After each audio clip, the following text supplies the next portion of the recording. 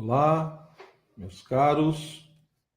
Estamos começando aqui a nossa live sobre a teologia do corpo, segundo São João Paulo II, né? Estamos aqui no horário. Então, se tiver aí, algumas pessoas já estão acompanhando e seria bom que aqueles que estão acompanhando dessem um retorno no sentido da imagem, do som, né? Se está tudo ok, né? Para a gente poder fazer aqui a live tranquilamente, se o som está dando para escutar direito, entendeu? Se está bem, se o áudio está normal, né? Se está dando para ouvir aí. Tá? E que você possa, então, eu te peço, né, aos poucos, então o Lucas aí, né, o André, o pessoal que está entrando, né, irmão Cipriano, obrigado aí pela presença, João Pociano, né, Maria Cecília, então obrigado pela presença de vocês, né, e na medida do possível eu peço então para que vocês possam ir compartilhando e convidando os amigos para que a gente possa refletir e meditar um pouco sobre as catequeses, né, o pensamento do Papa João Paulo II, tá? Então, dando início à nossa live, né, hoje em dia é muito comum, né, na internet e, enfim, em vários ambientes, se falar bastante sobre a questão da teologia do corpo do Papa João Paulo II, ou São João Paulo II, né, assim foi canonizado, e geralmente as pessoas me perguntam, né, o que é de fato a teologia do corpo. Por quê? Porque muitas vezes existe o uso, né, dessa expressão, né, teologia do corpo, no sentido, né, do estudo realmente do corpo humano do ponto de vista teológico. Então, digamos, um estudo muito mais amplo, uma análise muito mais ampla da corporeidade humana, digamos assim, na perspectiva da fé, da revelação cristã, etc. Isso no sentido amplo, né? Quando nós pegamos essa expressão, teologia do corpo, no contexto, né, do pensamento do Papa João Paulo II, evidentemente que não é apenas isso, ou seja, na realidade, existe um conjunto de catequeses, tem um conjunto de textos, né, produzidos pelo Papa João Paulo II, justamente ali no início do seu pontificado, né, então um conjunto de catequeses, mais ou menos 129 alocuções ou catequeses, que é justamente sobre a corporeidade e a sexualidade humana. Então, do mês de setembro de 1979 a mais ou menos o mês de novembro de 1984, o Papa ele foi, né, durante esses anos, discorrendo, digamos assim, um conjunto de reflexões e de ensinamentos focando justamente essa questão do sentido do amor humano, da sexualidade humana, da corporeidade. Porém, me parece que, além de ser essa reflexão, esse ensinamento sobre o verdadeiro sentido, né, da sexualidade humana, do amor humano, me parece que também a teologia do corpo, do ponto de vista, né, de João Paulo II, também é, de uma certa maneira, um estudo sobre Deus, né, a partir da corporeidade humana, a partir, né, do amor humano, ou seja, essa ideia de que o ser humano, na sua corporeidade, o próprio corpo humano, acaba sendo, de uma certa maneira, um sinal do mistério divino.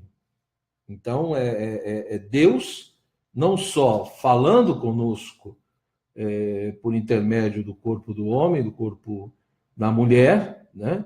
Mas essa ideia de que o próprio corpo em si é um sinal desse mistério, diz algo sobre esse mistério divino e nos ajuda, digamos assim, de uma certa maneira, a adentrar, a mergulhar esse mistério da divindade, da realidade divina, né? Do Pai, Filho e Espírito Santo, né? Deus unitrino, conforme a fé católica, conforme a fé cristã.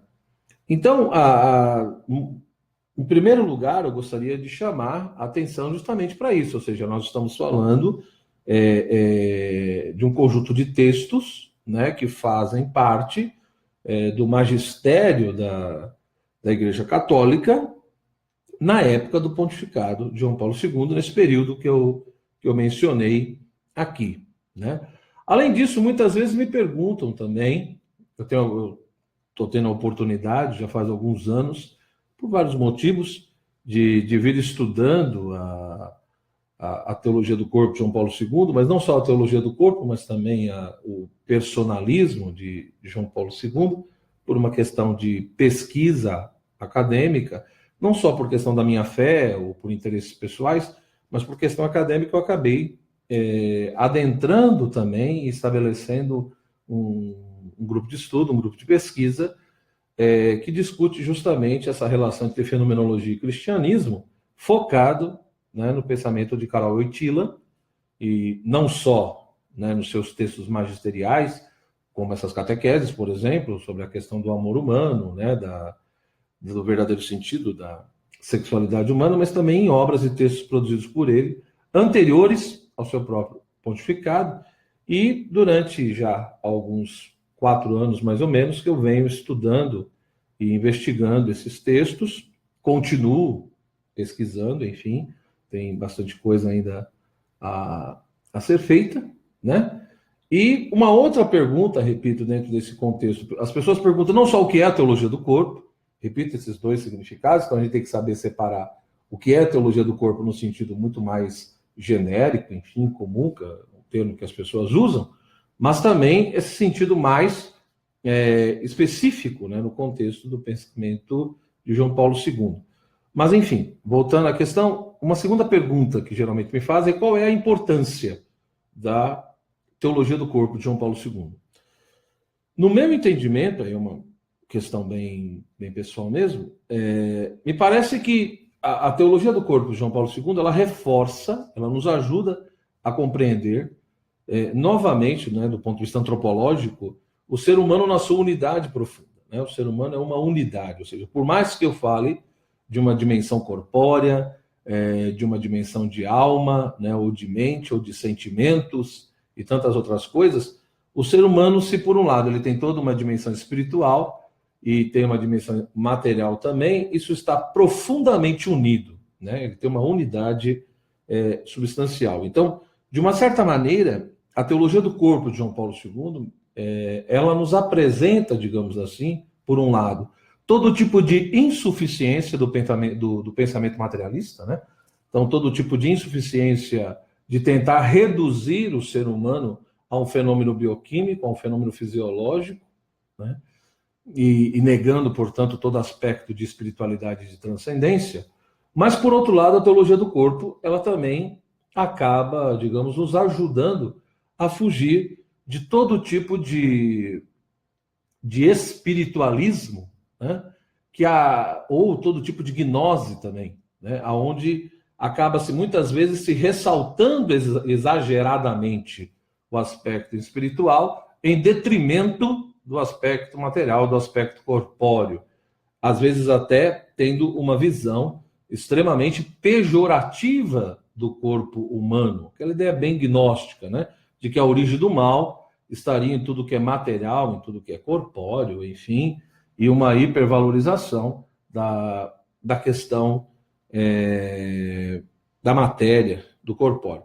Para mim, particularmente, isso é uma coisa muito interessante, porque muitas vezes, desde a época da graduação, quando eu estudava na Universidade de São Paulo, e mesmo quando eu tive oportunidade depois de fazer um curso de teologia, né, uma pós-graduação, e às vezes acabava ouvindo muito de alguns professores e lendo também em alguns livros aquela ideia justamente de que o cristianismo, né, a Igreja Católica de maneira peculiar, sempre teve, de alguma forma mal resolvida, essa coisa da questão da sexualidade, do amor humano, ou seja, é como se a Igreja sempre condenasse, né, tanto o corpo do homem como o corpo da mulher, essa coisa do tabu, da vergonha, né, de não saber falar sobre o nu, né, do homem e da mulher, de não aceitar a vida sexual do ser humano.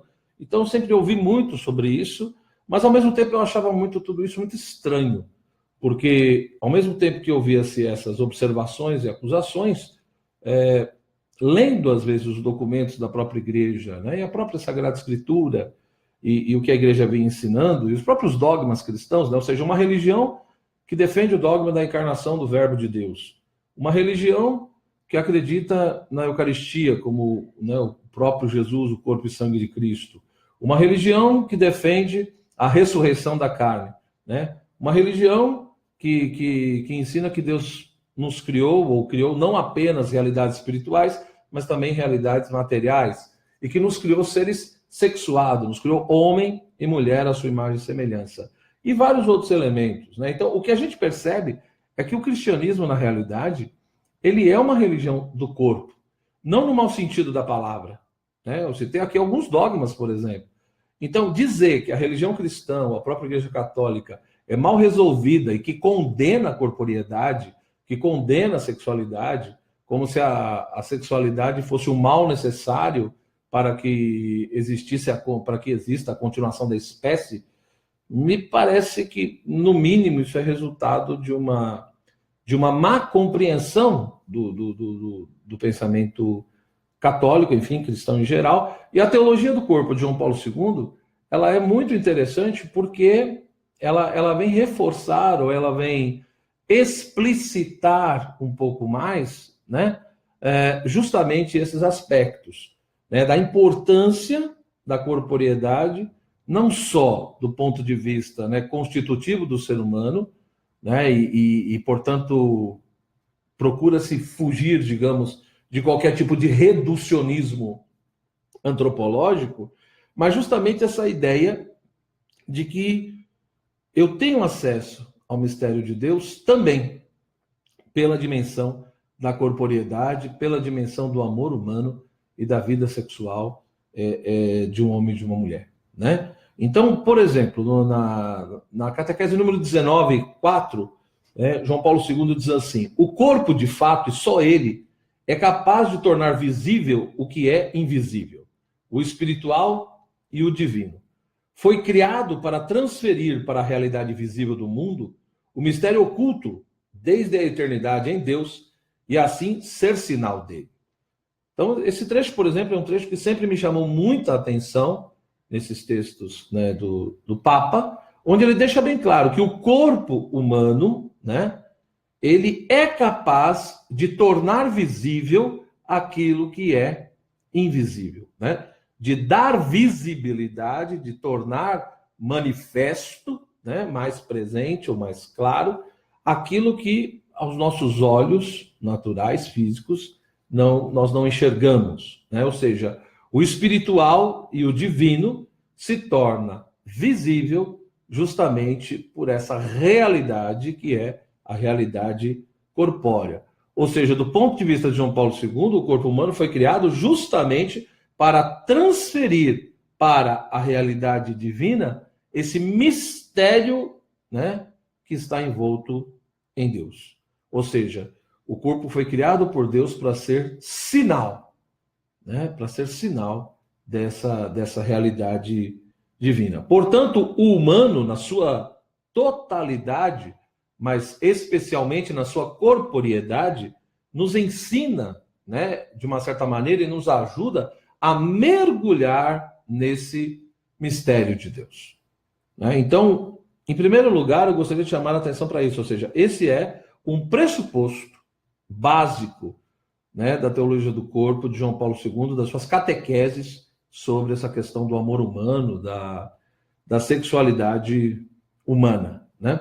Porém, uma coisa que é interessante, que é preciso também refletir, né, é qual é a estratégia, digamos assim, do ponto de vista expositivo, como que João Paulo II ele apresenta essas questões, né? Como que ele desenvolve essa ideia e como que ele apresenta, qual é a sequência que ele segue para discorrer, digamos assim, sobre essa problemática, né, do amor humano e do corpo humano ou da própria sexualidade como sinal desse mistério de Deus, dessa realidade divina, e mais que isso, como algo que nos ajuda, né, a se aproximar e a mergulhar esse mistério, tá? Então eu vejo que está entrando aqui várias pessoas, né, a Nancy, o Victor Cano, o Jonas Faria, o Serginho, né, o Kleber.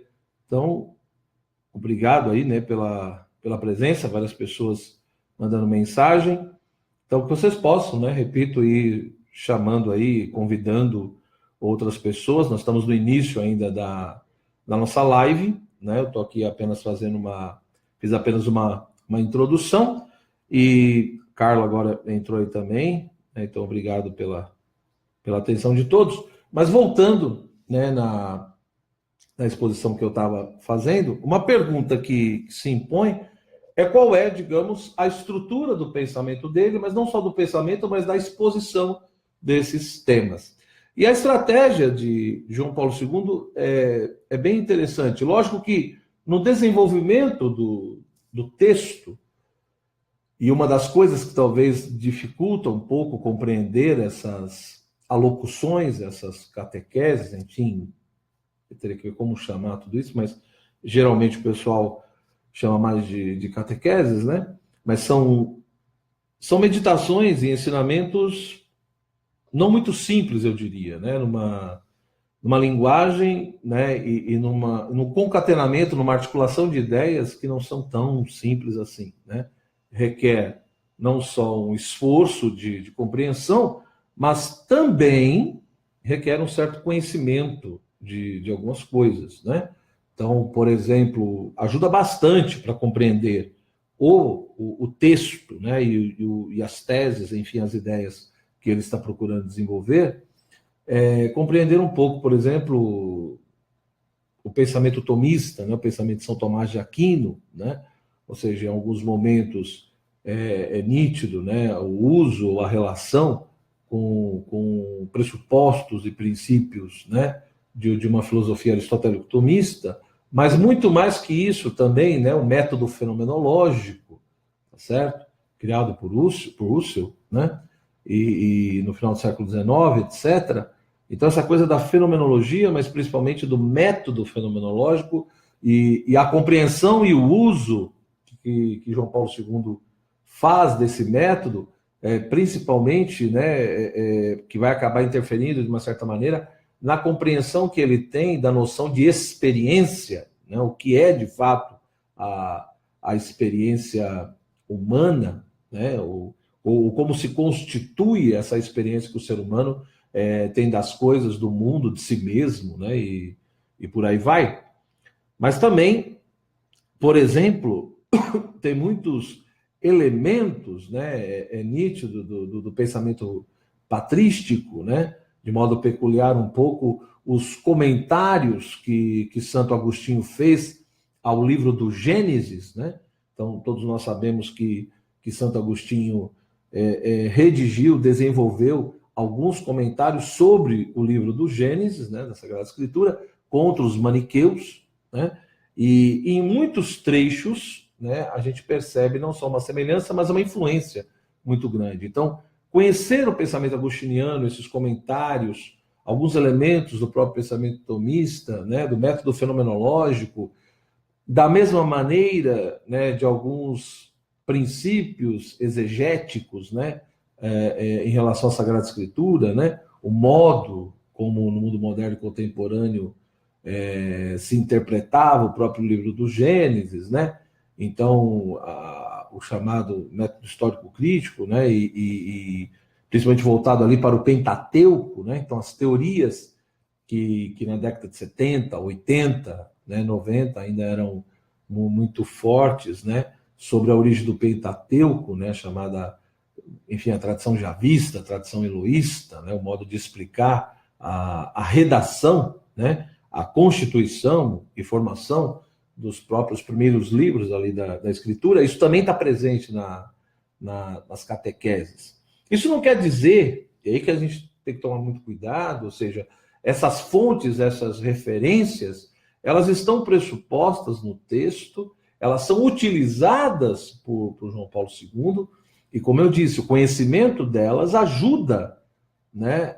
E além disso, é lógico, todo o conhecimento também na área de ética, de história da filosofia, né? E da própria questão da antropologia, enfim, isso também vai ajudar bastante. Mas o que é importante, e o que é interessante, pelo menos para mim, chama bastante a atenção, como que João Paulo II, muitas vezes, ele transmite essa postura de um pensador livre, né? Ou seja, nos seus textos anteriores ao seu pontificado, isso é mais intenso, mas mesmo num texto magisterial, né, que ele tem plena consciência de que ele faz parte de uma tradição, de que existe um depósito da fé que precisa ser defendido e preservado, isso ele tem muita clareza, né? Ele não fica querendo cair em nenhum tipo de inovação, de modernismo, né? Dessa obsessão do novo, da abertura pela abertura, não é isso, mas ao mesmo tempo ele estabelece, né? Ou seja, por um lado há uma tradição, por outro lado é nítido que ele tem também uma postura dialogante, né? Bem aquela postura de São Tomás, né? E de outros autores, de outros filósofos. Não importa quem diz a verdade, o que importa é se é verdade, né? E ele se coloca nessa postura, por um lado, de busca, de reflexão, de explicitação, mas ao mesmo tempo, é óbvio, né? De defesa e de ligação com toda uma tradição, toda uma fé, toda uma doutrina que é anterior a ele, né? Então ele sempre está ali procurando fazer essa síntese, né?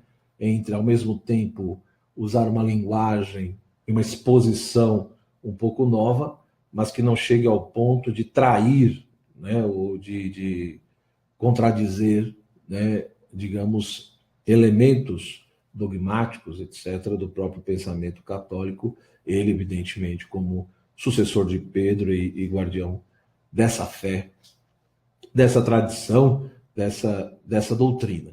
Agora, dando um passo além, ou seja, qual é a estratégia que ele monta? O ponto de partida de João Paulo II é justamente o quê? Né? Ele pega um texto bíblico, ele parte de um referencial bíblico, que é Mateus, capítulo 19, versículo 3 seguintes, né? Que é justamente o texto bíblico onde Jesus está ali dialogando, discutindo com os fariseus, justamente sobre a problemática do matrimônio.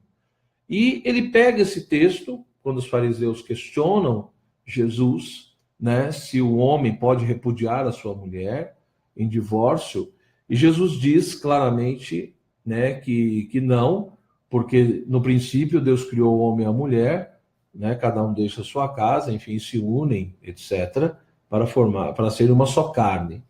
Os fariseus não gostam muito, digamos assim, da resposta de Jesus, né? E questionam, mas por que Moisés, então, deu e permitiu uma carta de divórcio? Por que deu uma carta de divórcio?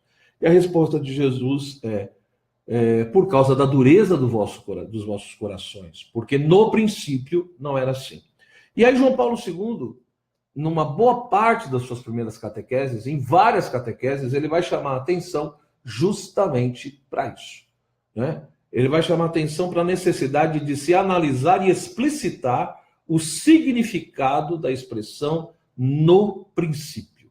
O que significa essa expressão no princípio? E aí ele gasta realmente, digamos, um conjunto de catequeses, várias catequeses, para poder explicitar a significação dessa expressão no princípio. E o que fica claro, né, lógico que sintetizando, porque teríamos que analisar todas as catequeses, O que é interessante, segundo ele, é que essa expressão no princípio, num primeiro momento, ela diz respeito justamente ao quê? A esse retorno, a termos que voltar a refletir sobre como de fato Deus plasmou, como que Deus criou, como que Deus fez o homem e a mulher. O que significa dizer que Deus nos criou enquanto homem, enquanto mulher. Então, no primeiro momento, né, ele manifesta, ele mostra que essa expressão no princípio, ela indicaria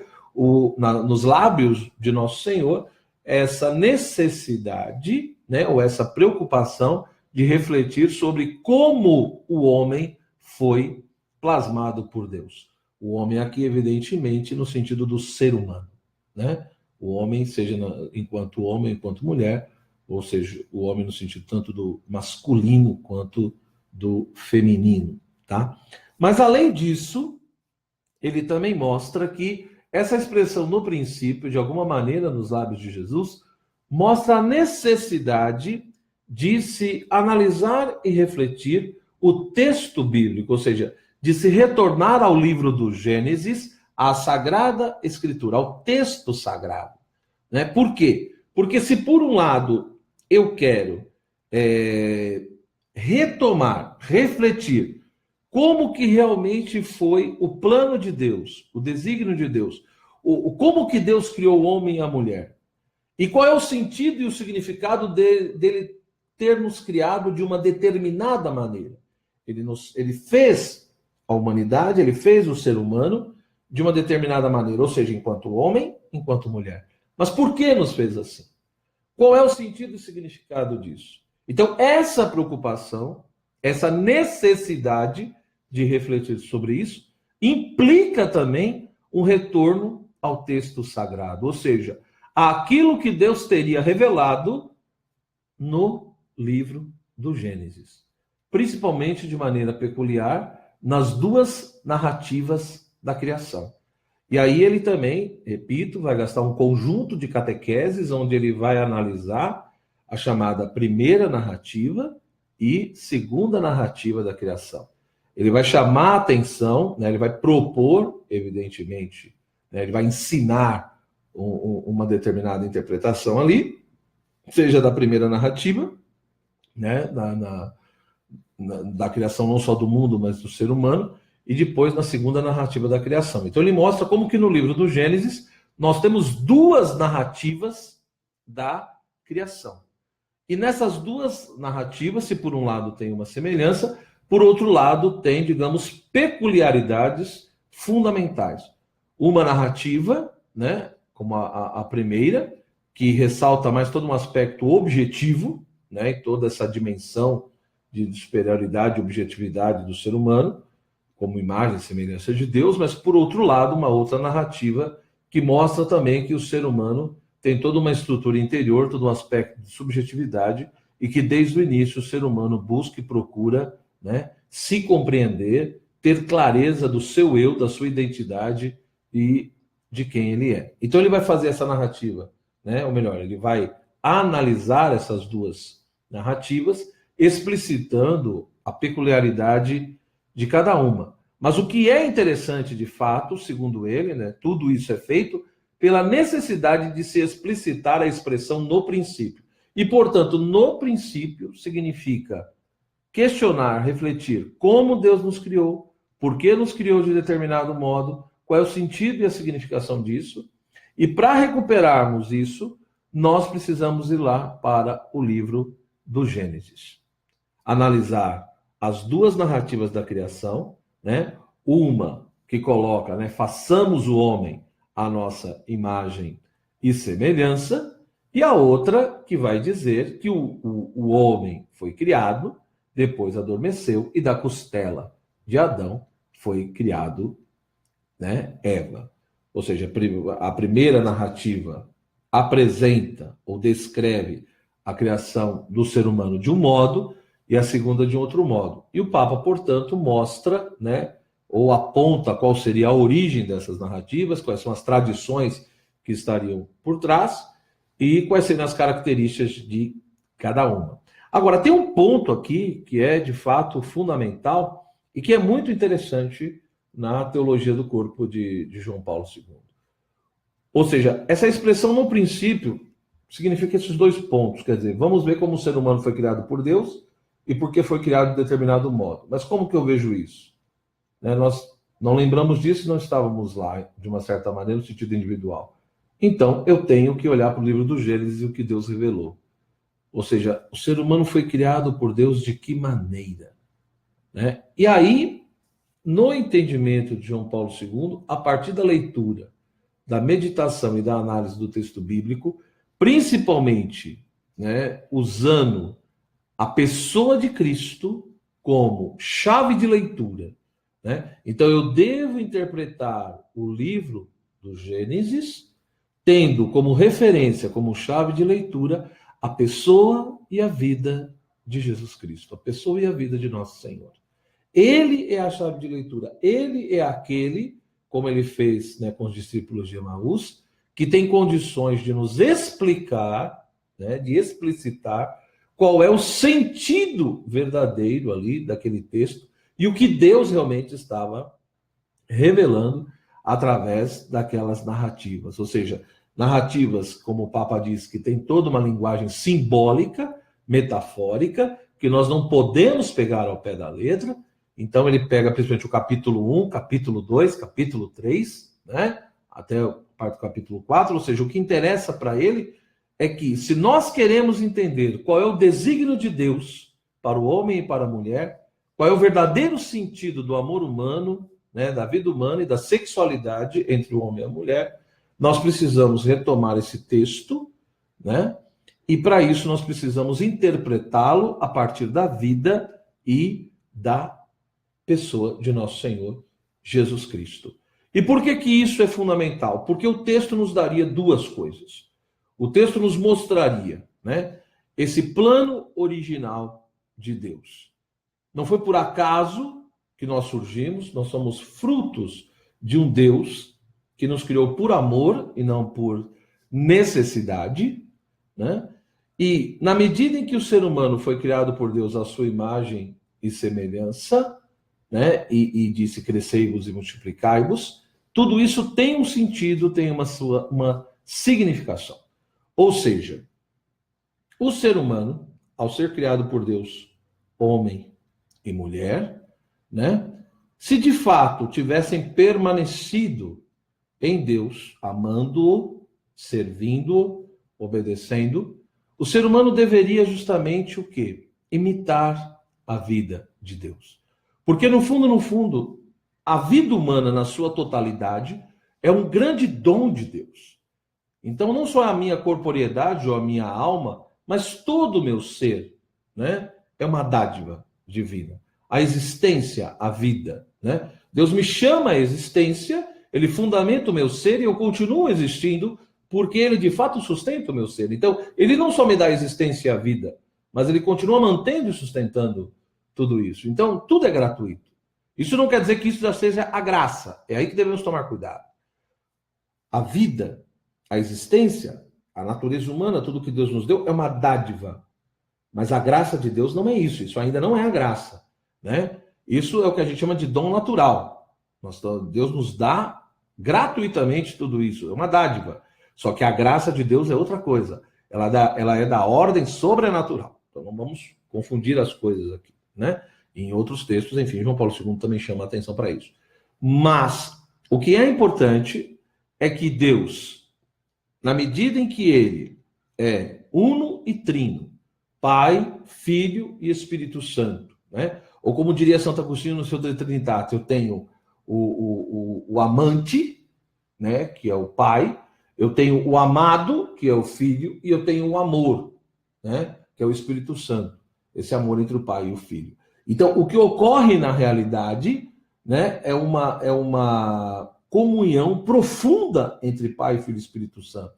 Um ama o outro, um se oferta e se doa ao outro continuamente. Então, Deus, ao mesmo tempo que é uno e trino, ele também é uma eterna comunhão.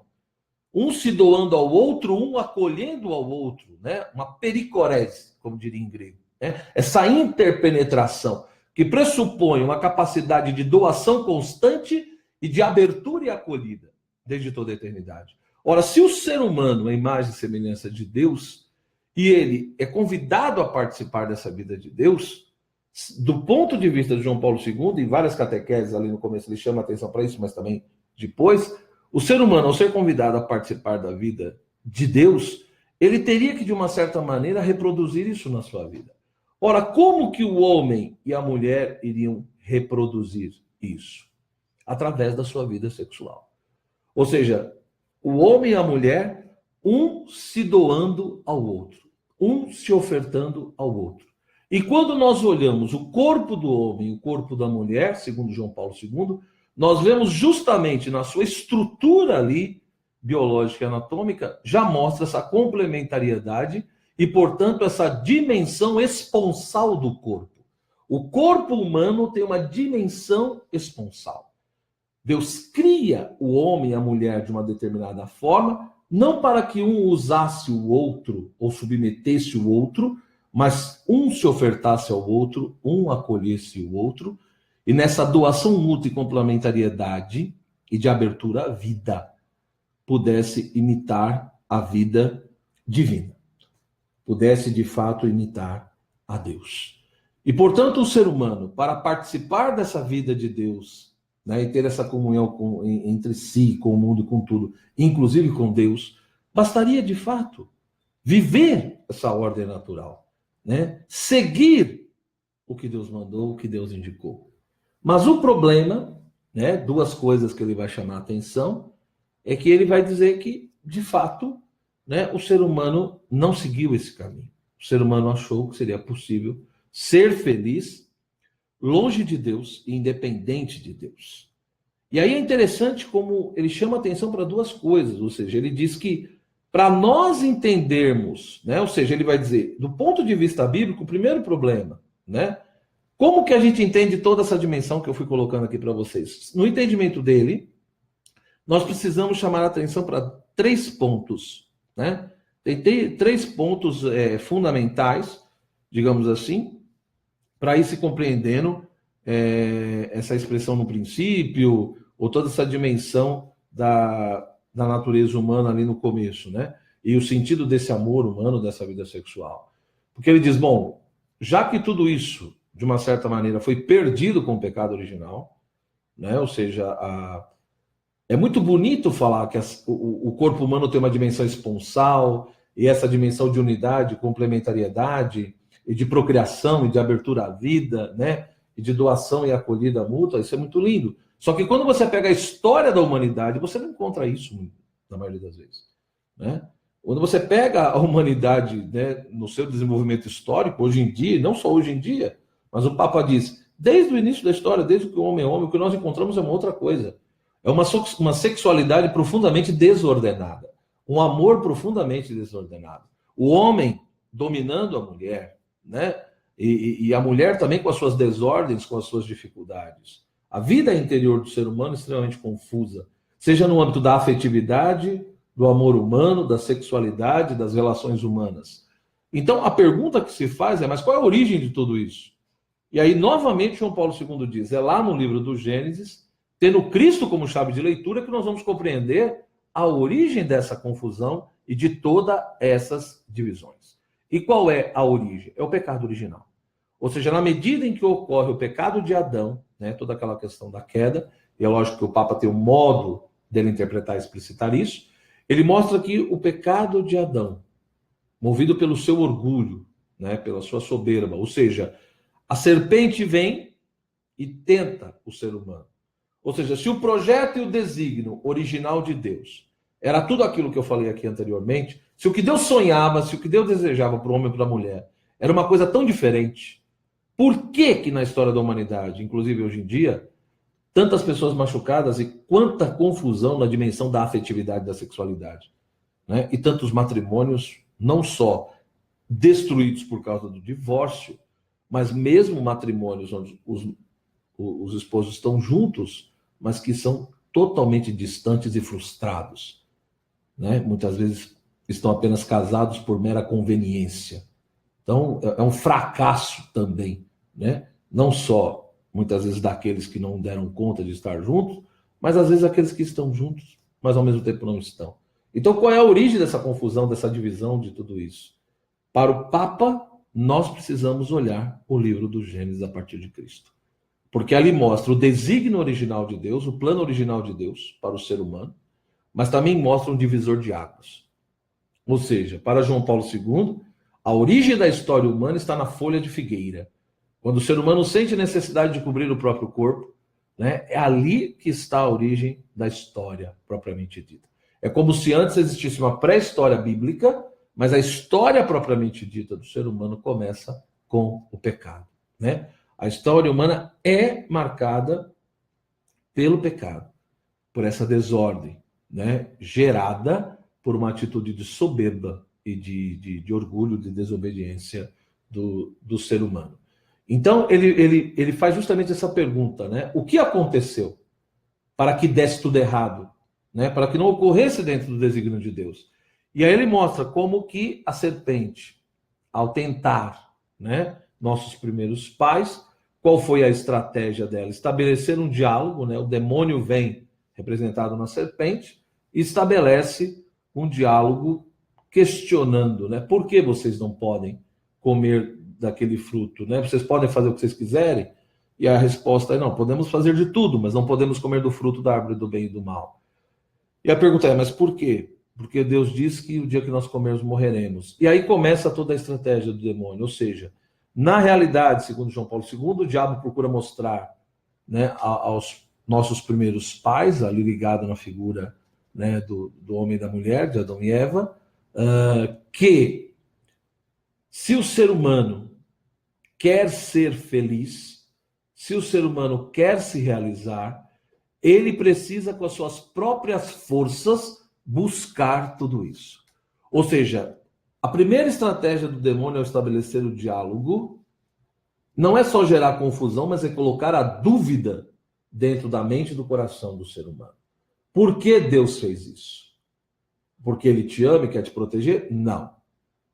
Né? Porque ele está te enganando. Ou seja, essa história de que tudo é um dom de Deus, inclusive a felicidade é um dom de Deus, é algo falso.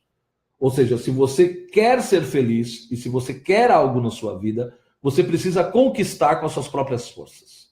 Portanto, esquece com essa história de que existe um Deus que te criou por amor e que te ama e cuida de você e que nunca te abandonou.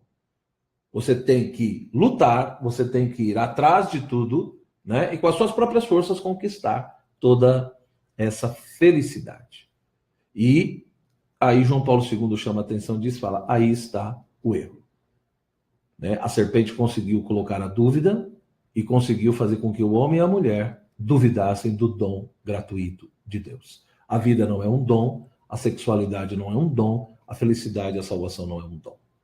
É uma questão de conquista humana. E aonde que o demônio, ao colocar essa dúvida e essa desconfiança geral, onde ele ataca? No coração da possibilidade do ser humano participar da vida divina. Que era justamente o quê? Onde o ser humano poderia imitar a Deus. Né? E a grande consequência e a ferida central é justamente no amor humano e na sexualidade humana, aonde a vida sexual do casal vai perdendo essa dimensão de comunhão, essa dimensão esponsal, né? E aí o Papa faz uma pergunta muito interessante, ele diz, depois do pecado original, né, o que é o contrário do amor? Né? O que é o oposto do amor? E ele diz, a tendência da maioria das pessoas é dizer, o oposto do amor é o ódio. E João Paulo II diz, não, o oposto do amor não é o ódio, é o uso. É você usar as pessoas para benefício próprio, seja para sentir prazer ou para qualquer outro fim, e depois jogar fora. Né? E aí é onde ele diz, estabelece-se uma tirania, uma falsa necessidade na natureza humana. Por quê? Porque com o pecado original, a concupiscência invade a natureza humana, né? Essa inclinação, esse desejo desordenado e desregrado, essa força desregrada invade a natureza humana e, portanto, o homem começa, por exemplo, a querer dominar a mulher, a usá-la para sentir prazer. E o contrário também. Né? Então começa uma disputa, começa uma rivalidade. E essa tirania da concupiscência. Por isso que ele vai citar outro texto, né, do próprio Mateus, quando Jesus fala sobre a questão do adultério. Né? Se um homem olhar para uma mulher e cobiçá-la, já cometeu adultério no seu coração. Né? Por quê? E aí é interessante porque ele deixa bem claro, mesmo se a pessoa for casada, mesmo que alguém for casado, o homem não pode olhar para sua esposa e a esposa não pode olhar para o seu marido com um olhar de cobiça. O esposo não pode cobiçar a sua esposa e a esposa não pode cobiçá-lo. Por quê? Porque o olhar de cobiça pressupõe que ali não está uma pessoa, não está alguém, mas está um objeto e uma coisa que eu posso usufruir, eu posso usar, ter um gozo e depois jogar fora. Né? E isso é pecado grave. Portanto, mesmo que eu sou casado, se eu cobiço a minha esposa, eu estou pecando, porque ela é alguém, ela é uma pessoa, ela não é um objeto que eu uso para poder satisfazer minhas necessidades carnais. Então, finalizando esse ponto, né, eu acho que aqui já nos ajuda a pensar vários elementos, ou seja, em toda essa discussão, isso num conjunto de catequeses iniciais, né, ele já vai mostrando, ou seja, o que é esse princípio, né, como que Deus realmente criou o homem e a mulher, essas narrativas, né, essas duas narrativas.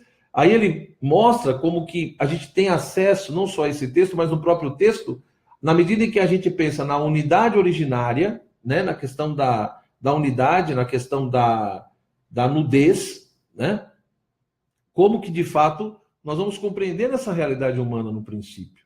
Né? Então o ser humano tinha uma solidão originária, ele tinha uma unidade originária e ele tinha uma nudez originária.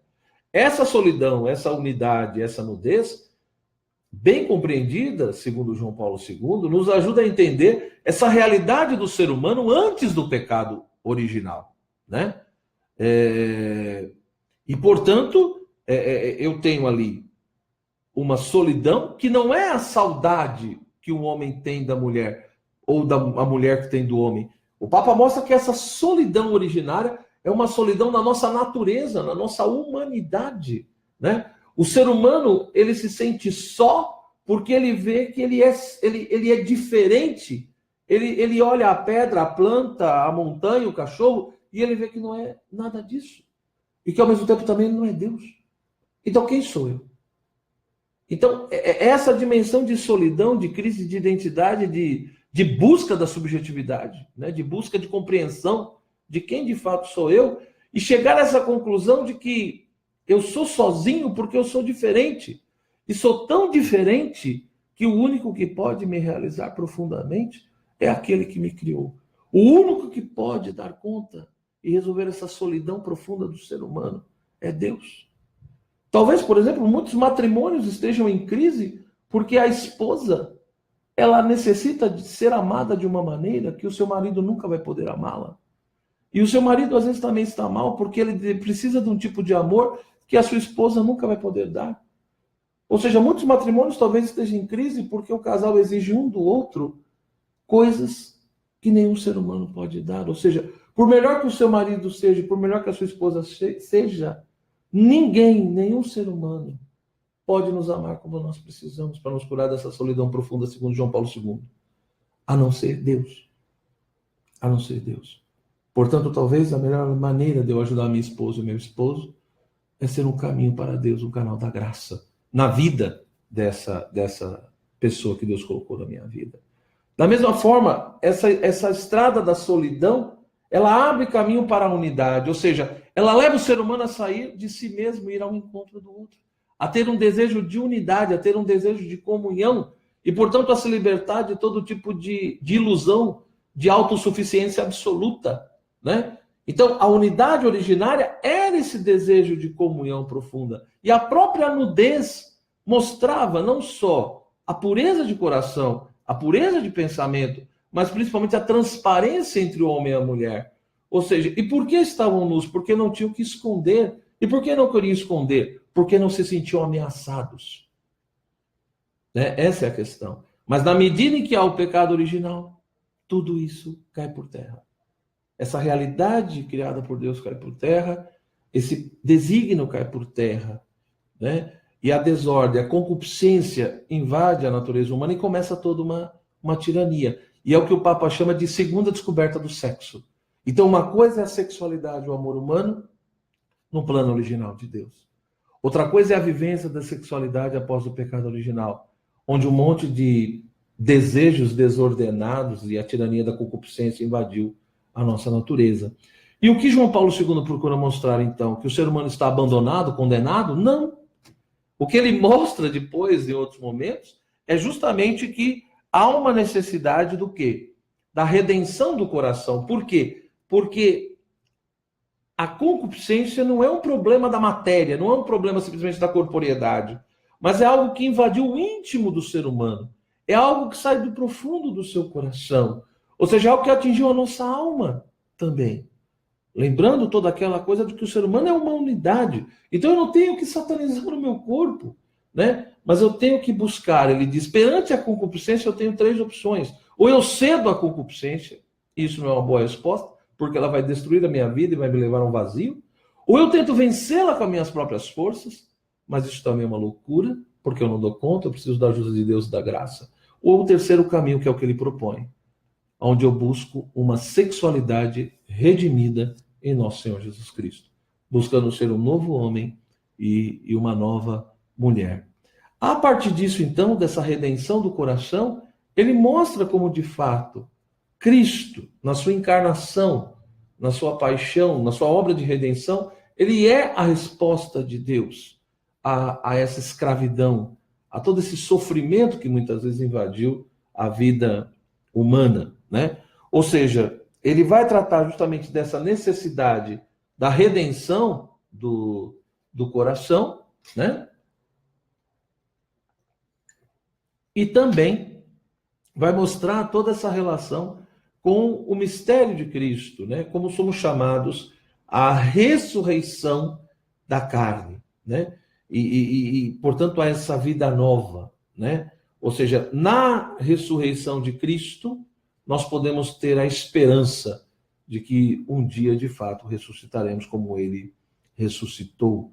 E nas últimas catequeses, o Papa mostra como que toda essa dimensão do amor humano, da sexualidade, não diz respeito apenas à questão do matrimônio, a quem de fato, né, aqueles que são casados, mas também a quem busca uma virgindade, né? Então, toda essa dimensão de uma virgindade consagrada, toda a dimensão dos celibatários. Então, seja o celibatário, seja aquele que vive o matrimônio, todos são chamados, né, a ter uma sexualidade redimida.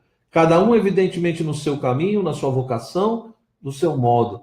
Ele deixa bem claro, algumas expressões às vezes até são fortes, né? Ele mostra que tanto a vida celibatária quanto a vida matrimonial não é lugar de pessoas mal resolvidas, ou seja, mas que na realidade as pessoas primeiro deveriam buscar ajuda a resolver algumas coisas, para depois realmente vivenciar, né, a vocação e o chamado que Deus lhe deu.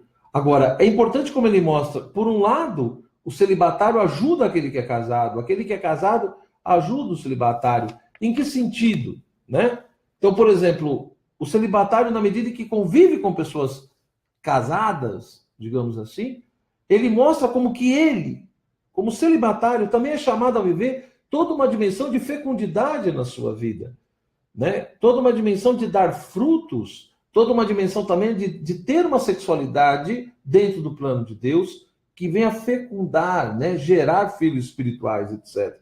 Da mesma maneira que o casado aprende com o celibatário, por quê? Porque o celibatário mostra para o casal, para aquele que é casado, que nós casados ainda não atingimos o nosso estado definitivo, mas aquele que é celibatário, ele já vive um pouco antecipadamente o nosso estado definitivo, que nós estaremos no céu, né? No fundo, João Paulo II mostra para nós, na sua teologia do corpo, que todo tipo de reducionismo antropológico é um problema, né? E que Deus, de fato, criou o homem e a mulher de um determinado modo para que pudessem imitar o próprio Deus. Ou seja, se Deus é dom, se Deus é amor, nós, enquanto homem e mulher, deveríamos viver essa dimensão de uma vida doada. Por isso que essa dimensão unitiva e de comunhão, ela não pode ser separada da questão da fecundidade, da procriação.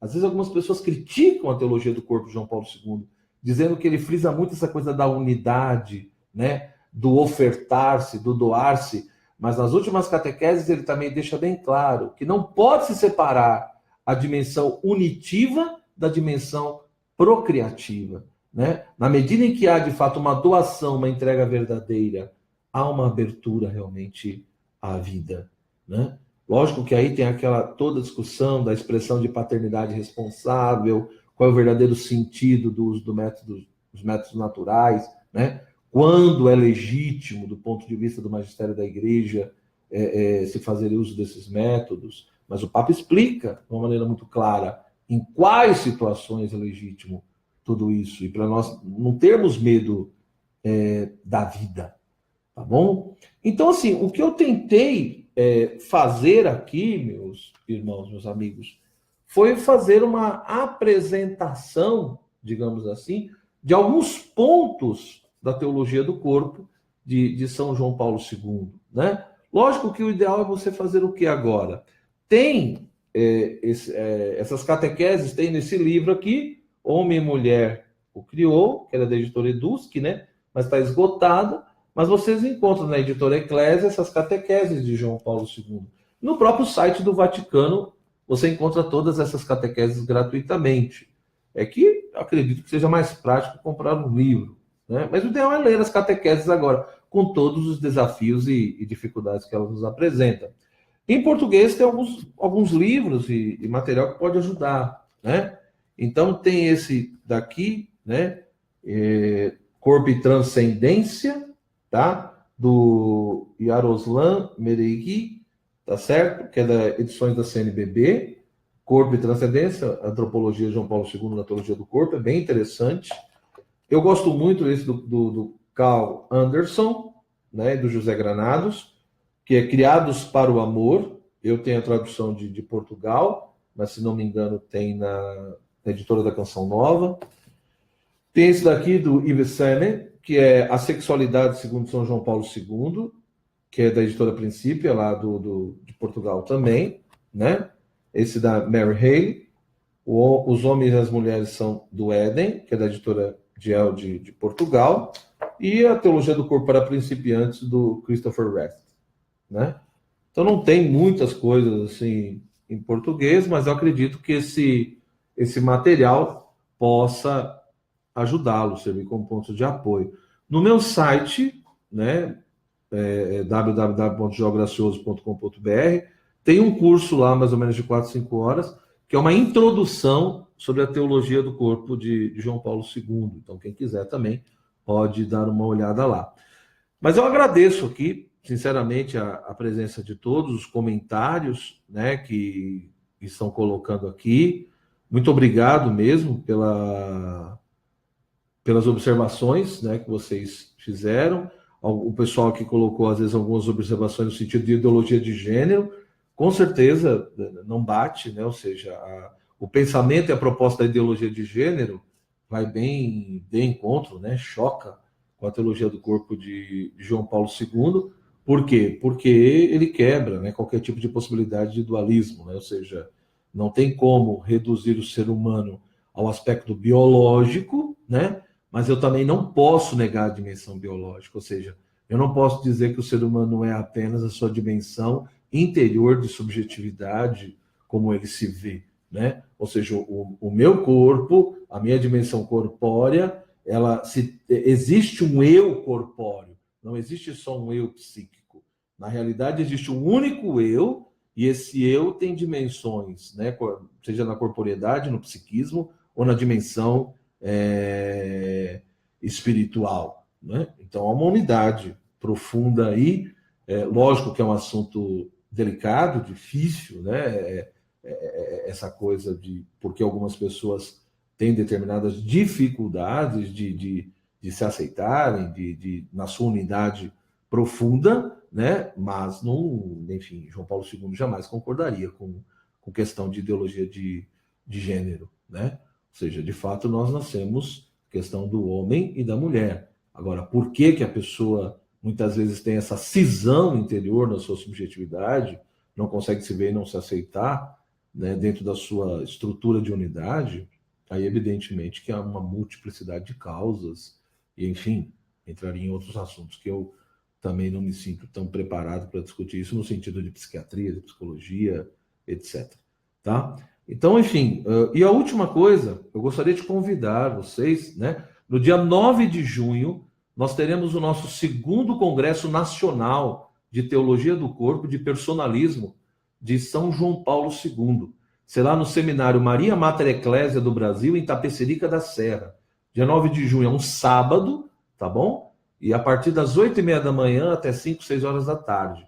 Então, vai ter ali 4 conferências, né, durante o dia, vai ter editoras, vai ter lançamento de livro. Então, vai vir um professor da Espanha, professor Juan Burgos, né, que é um dos maiores estudiosos do personalismo de João Paulo II.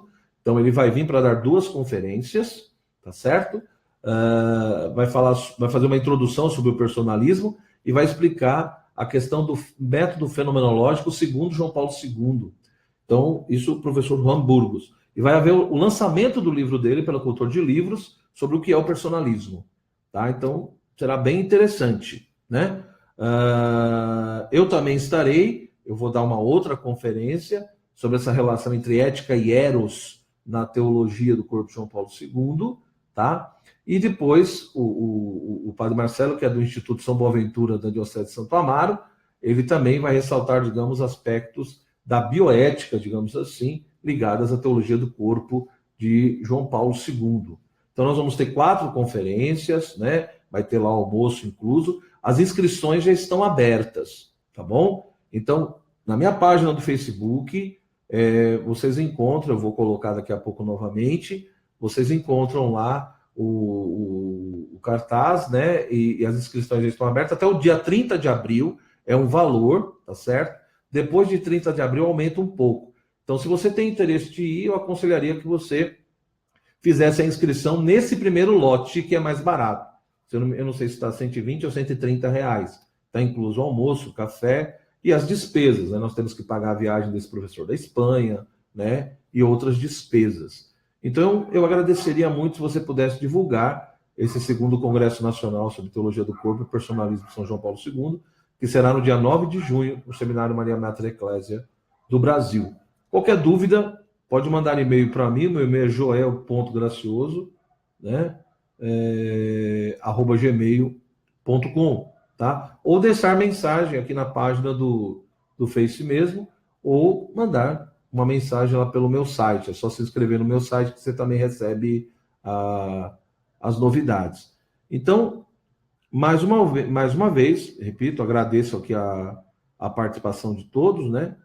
Várias pessoas mandaram várias mensagens aqui agradecendo, né? A mensagem, a live, né? A questão do congresso. Enfim, muito obrigado mesmo pela presença, pela atenção. O vídeo vai ficar disponível na minha página, né? E, enfim, só pediria essa ajuda na divulgação do congresso e a sua participação, né? Só são 100 vagas, então não são muitas, já tem algumas inscrições, né? Mas, enfim, vem já algumas pessoas de alguns estados brasileiros, então seria uma alegria poder estar com vocês nesse segundo Congresso Nacional de Teologia do Corpo. Eu espero que a live tenha ajudado vocês, né, nessa exposição aí, né? E enfim, que Deus abençoe a todos nós e que nós possamos continuar, né, estudando cada vez mais o pensamento de São João Paulo II. Muito obrigado pela sua atenção, tá bom? Uma boa noite e um forte abraço. Até mais. Tchau.